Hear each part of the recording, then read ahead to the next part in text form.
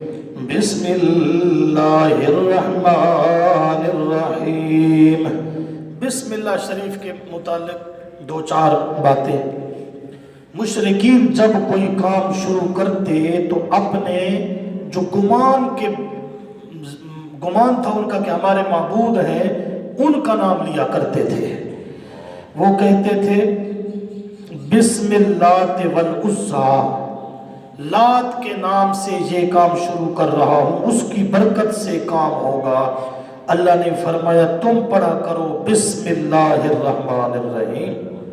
کھانے کے وقت، پینے کے وقت، جو بھی کام کرو اچھا نیک کام ہو تو تم کہا کرو میں اللہ کے نام کے برکت سے شروع کرتا ہوں۔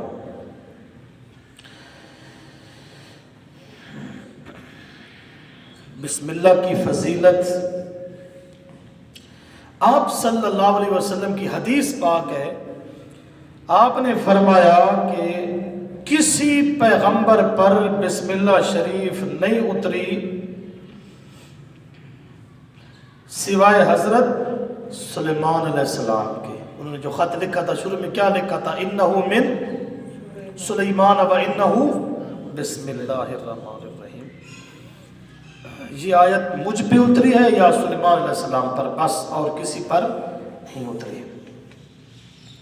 حضرت جابر رضی اللہ تعالیٰ عنہ فرماتے ہیں جب بسم اللہ شریف اتری، بادل مشرق کی طرف سے ہٹ گئے، ہوائیں ساکن ہو گئی، سمندر ٹھہر گیا، جانوروں نے کان لگا لیے، شیاطین پر آسمان سے شعلے گرے، اور پروردگار نے اپنی عزت و جلال کی قسم کھا کر فرمایا کہ جس چیز پر میرا نام لیا جائے اس میں ضرور برکت ہوتی ہے۔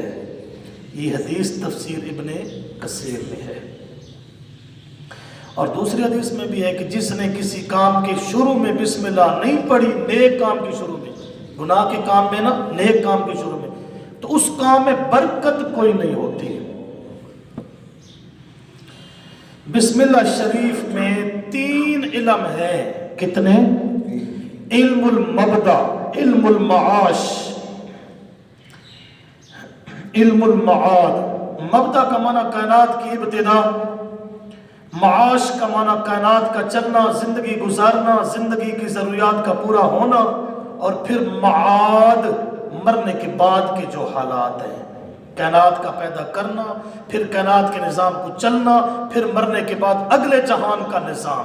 تو بسم اللہ شریف میں تینوں مسئلے ہیں، کائنات کی تخلیق، ابتدا، اور پھر معاش یعنی کائنات کا چلنا، اور پھر ما بعد الموت مرنے کے بعد کے حالات۔ سارے مضمون، جو تینوں مضمون کس میں ہیں؟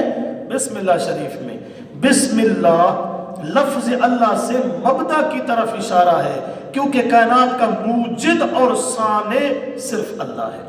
الرحمن، رحمان سے معاش کی طرف اشارہ ہے، عطا کرنا، فضل کرنا۔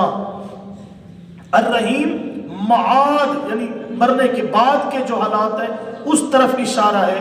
رحیم میں رحمت خاصہ ہے، اور اس رحمت کا تعلق آخرت کے ساتھ ہے، تو معاد کی طرف اشارہ ہو گیا۔